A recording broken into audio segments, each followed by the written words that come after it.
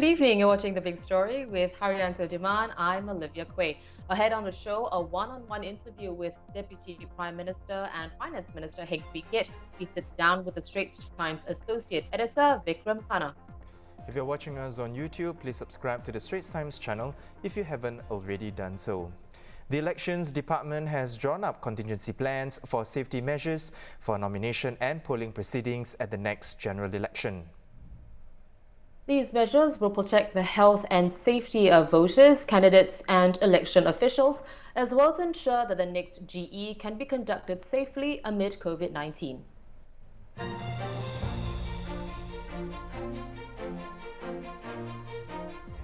For polling day,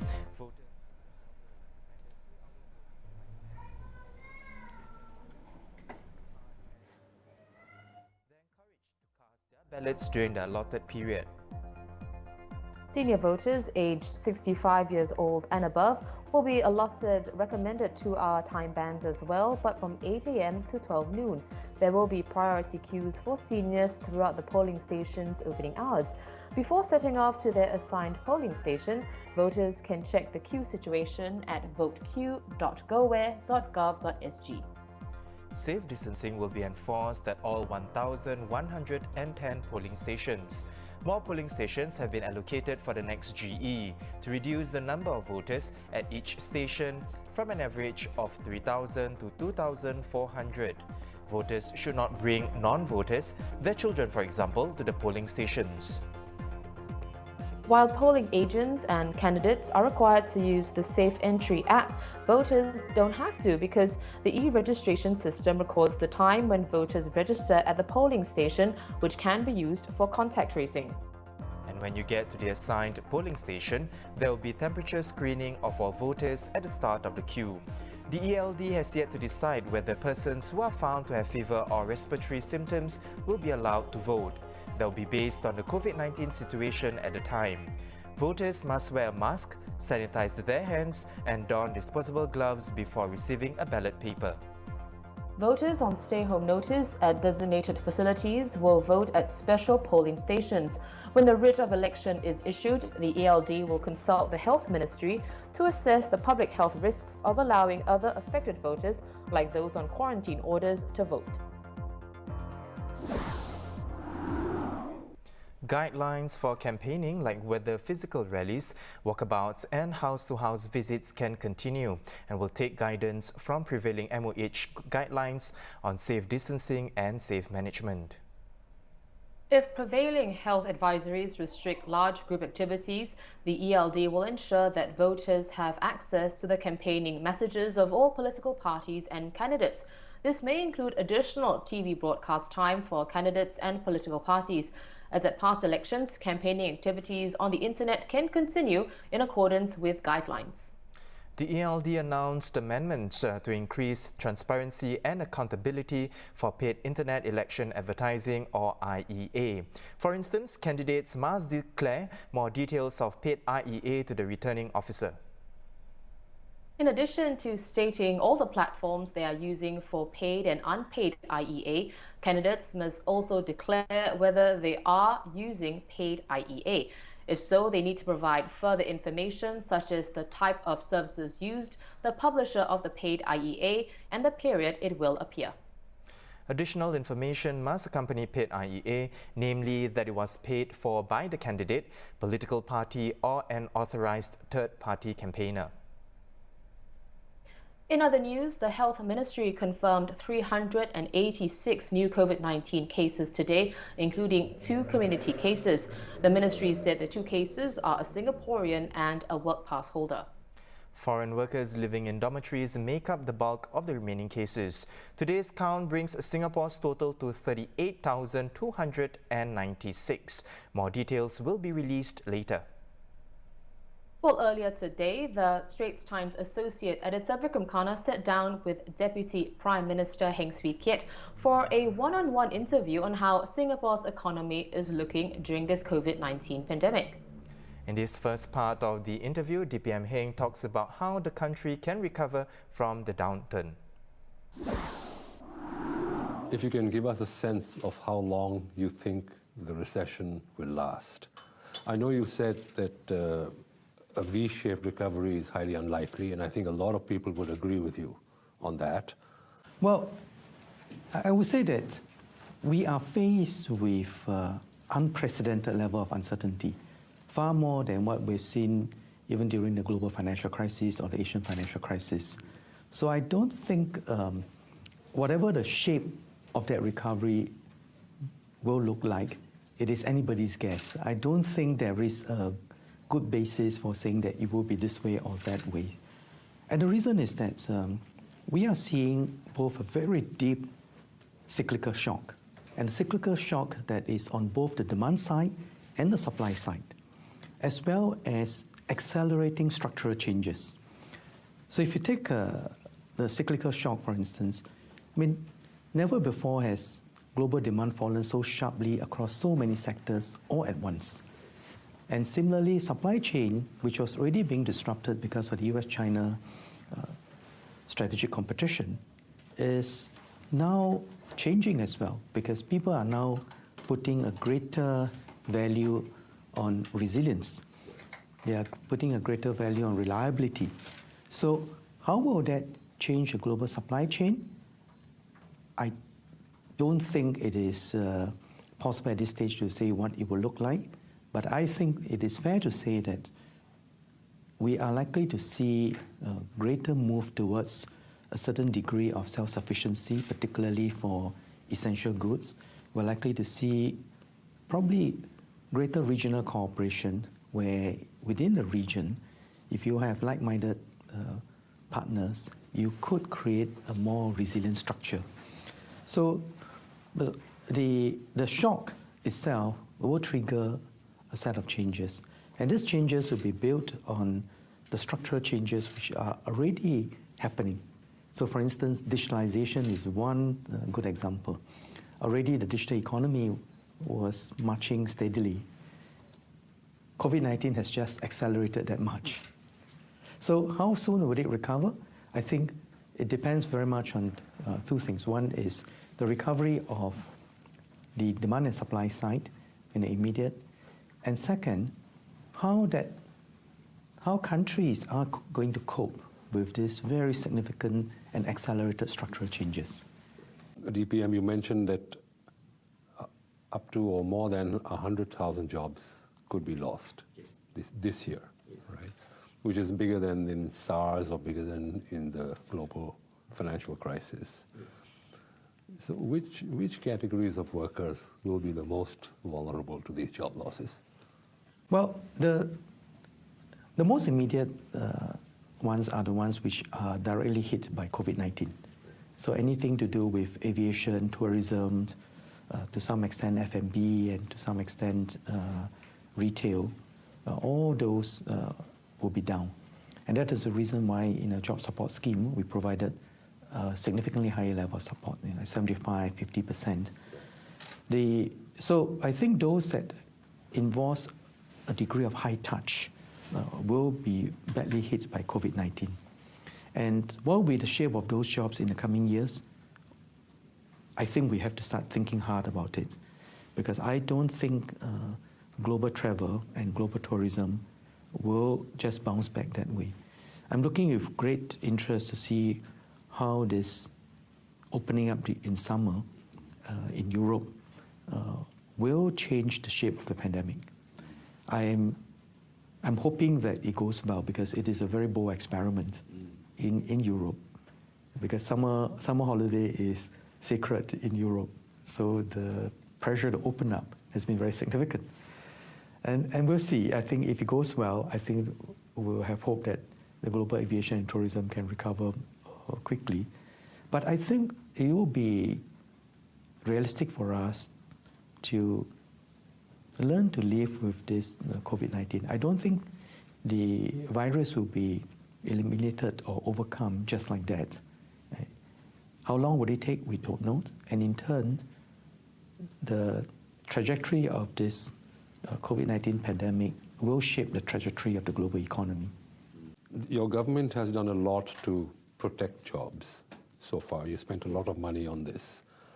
Now, what happens when the job support scheme tapers off after 10 months, and you still have corporate distress, what would you do then? Would you extend the scheme or would you explore other alternatives? And as you know, as part of this budget, for the first time we have such a large contingency sum, $13 billion. And that is to give us the firepower to deal with unexpected developments. And therefore, there are a number of options that I'm looking at as to what we can do. But let me say that when I met our members of the Fiji Economic Council as well as the Singapore Business Federation, one comment which several of them made is that the government cannot be expected to shore up businesses forever. And I think that is a realistic comment. And we have to think about what will be a realistic option.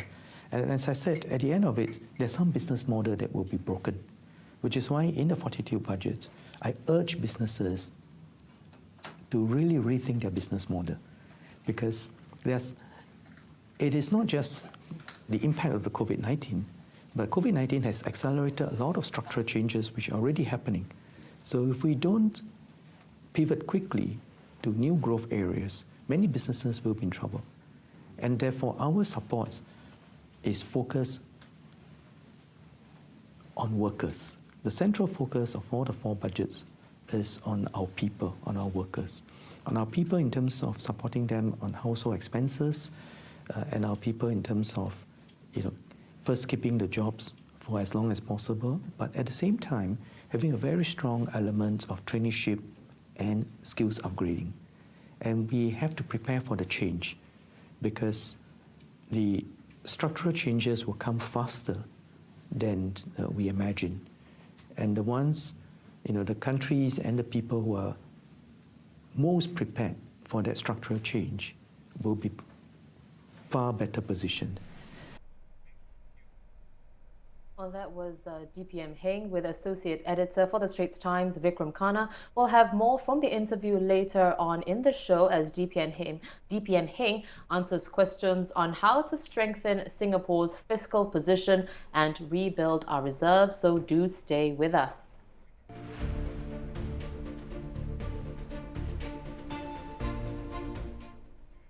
Moving on, the wearable device for contact tracing in development by the government will not track a person's location, and those who prefer to use the Trace Together app will still be able to do so. Minister in charge of the Smart Nation Initiative, Vivian Balakrishnan, gave these updates yesterday, replying to a comment on his Facebook page. He also said the device, which may be issued to everyone here, will be small enough to slip into a bag or pocket. Dr. Balakrishnan said the data in the personal device is encrypted, automatically erased after 25 days, and never leaves the device unless the person is infected. Singapore Airlines has secured $10 billion in fresh liquidity through its recent rights issue and other credit facilities. SIA said today that a total of $8.8 billion was raised through the rights issue last Friday, and a further $900 million was amassed through long-term loans secured on some of its aircrafts. SIA also arranged new committed lines of credit and a short-term unsecured loan with several banks, which further provided more than $500 million. Let's now go to Dylan Ang for what's making headlines around the world.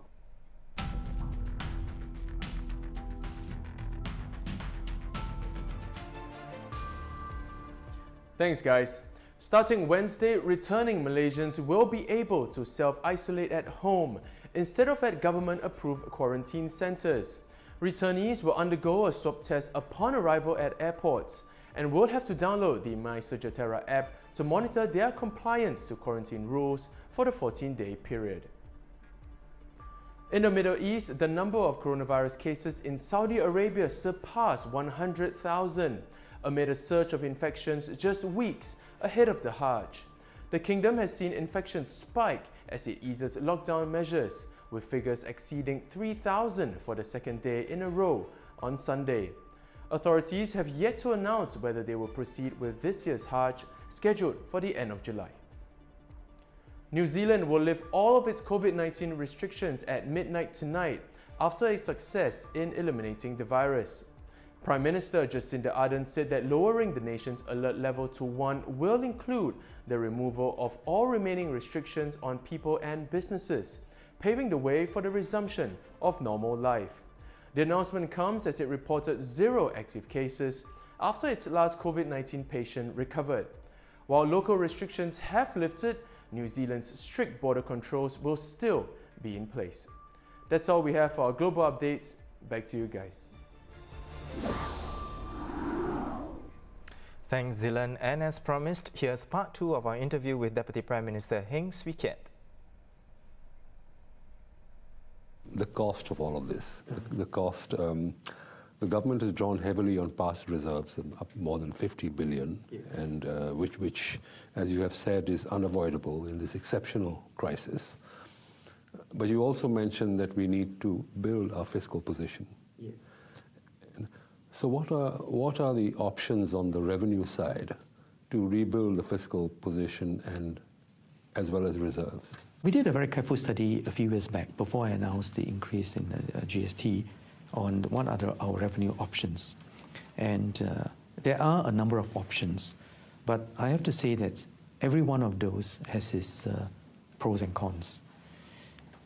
So I would say that for now, in terms of how do we build back these reserves, how do we strengthen our fiscal position, my key focus is on strengthening the economy. Because if our economy bounces back faster and stronger, then revenue will grow. And whether it's corporate income tax, GST, or personal income tax or stamp duty. In fact, already we are seeing a decline in GST and in our stamp duty because of COVID-19. People are spending less, even buying fewer properties and so on.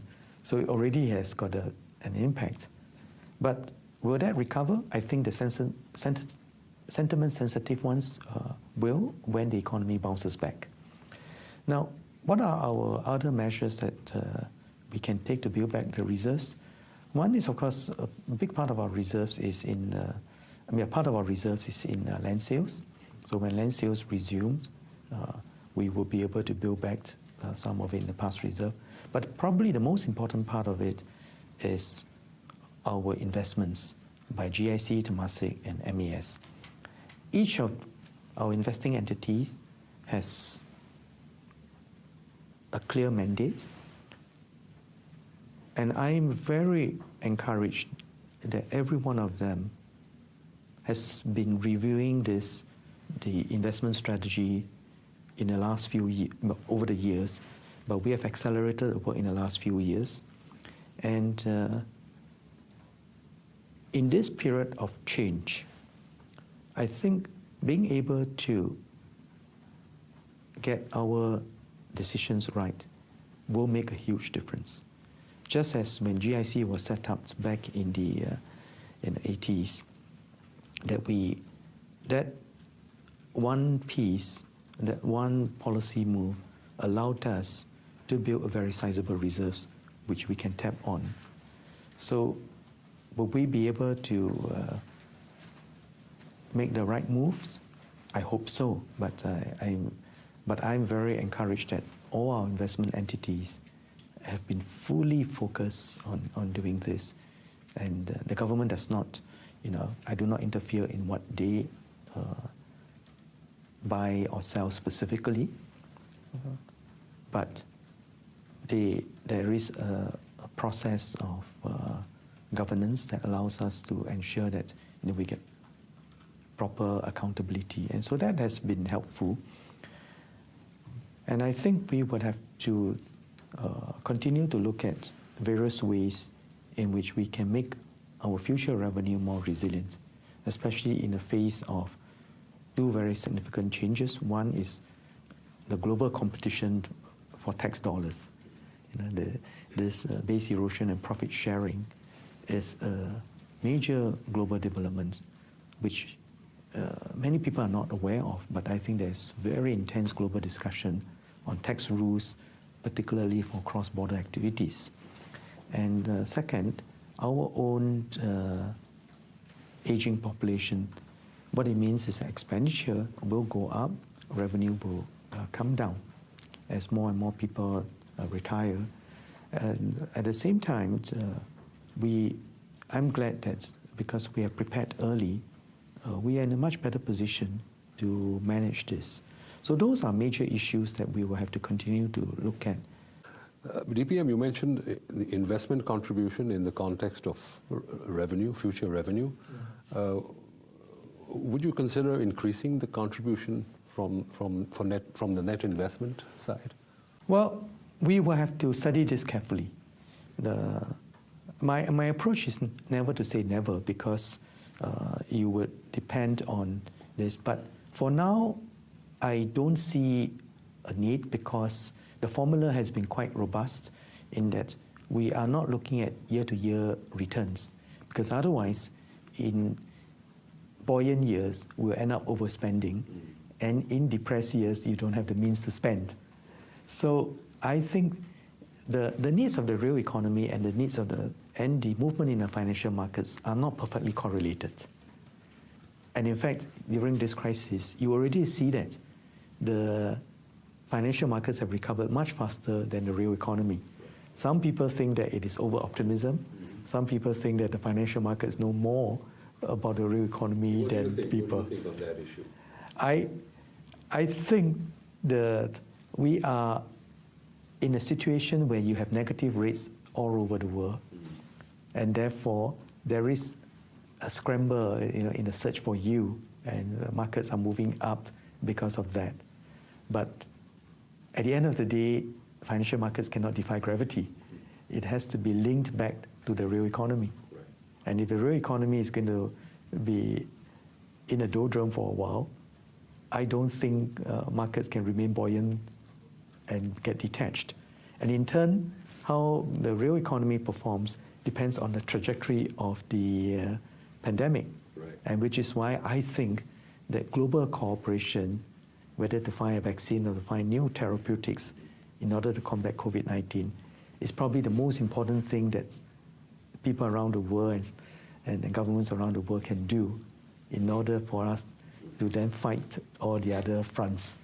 DPM, you mentioned in your wrap-up speech that all around the world, during this crisis, there's been a flight to leadership, right?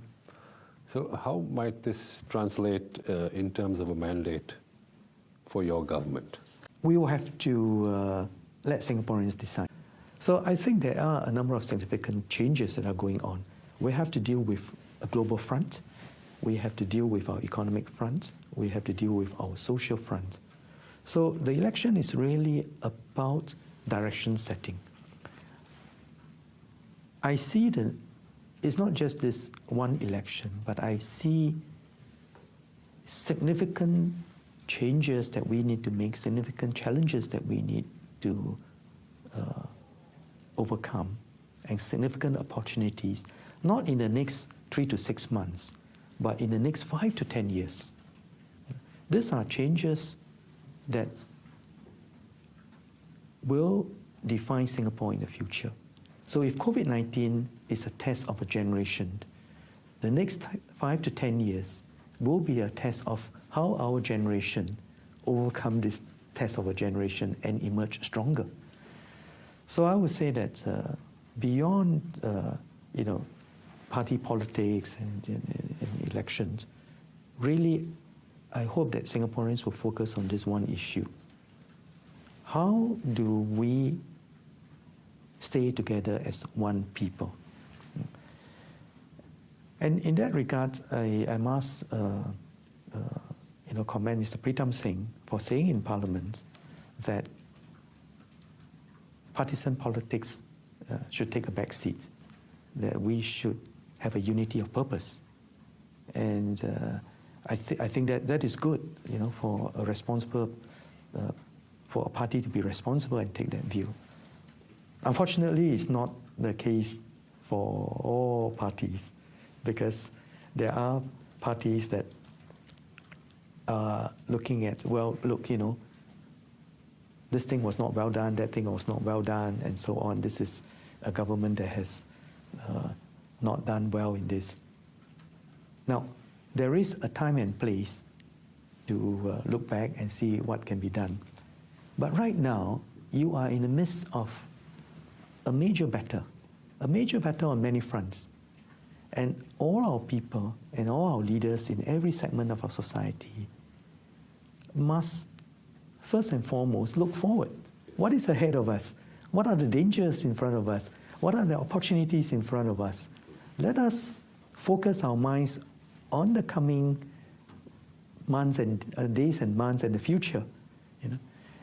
Now, there is value in looking back if we say, well, is there something positive is there something that we can do better that will aid us in this forward movement? But it is not a time to do accounting and fault finding, because I think that is, to me, a distraction from what you need to do going forward. And for that reason, I say I welcome any good suggestions about how we might do better in this battle. And that was Associate Editor Vikram Khanna with Deputy Prime Minister Heng Keat on what could be at play in the next general election. You can watch the full interview on the Straits Times YouTube channel.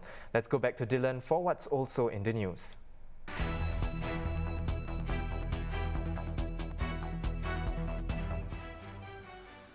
Minnesota City Councillors said they will dismantle and rebuild the local police department after the death of George Floyd sparked nationwide protests about racism in law enforcement. Councillors pledged to create a new model of public safety in one of the strongest proposals aimed at police reform in the US. A British man has been rescued after spending 6 days trapped in a 4-meter deep well in Bali. 29-year-old Jacob Roberts broke his leg when he stumbled into the near-empty reservoir and had told authorities he had been trying to evade a dog that chased him through the village.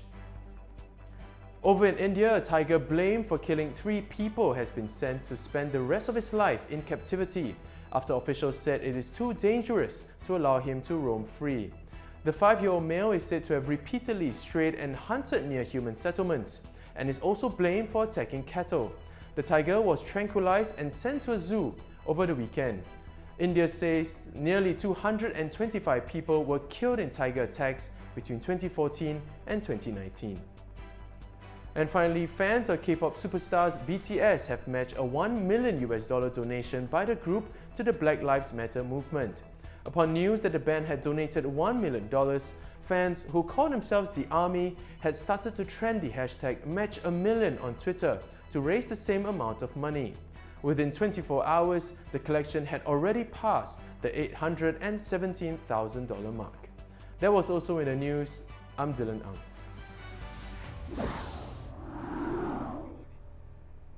Before we go, a quick reminder, National Development Minister and Second Minister for Finance Lawrence Wong will be addressing the nation tomorrow at 7:30 p.m. The theme of his speech is Living with COVID-19. It's part of a series of national broadcasts throughout this month. You can watch Minister Wong's address on the Straits Times Facebook, YouTube and Twitter pages. For more news and videos, visit straitstimes.com and subscribe to our YouTube channel by hitting the red button below. Once again, I'm Haryanto Dimana with Olivia Quay. Join us tomorrow for more stories on The Big Story.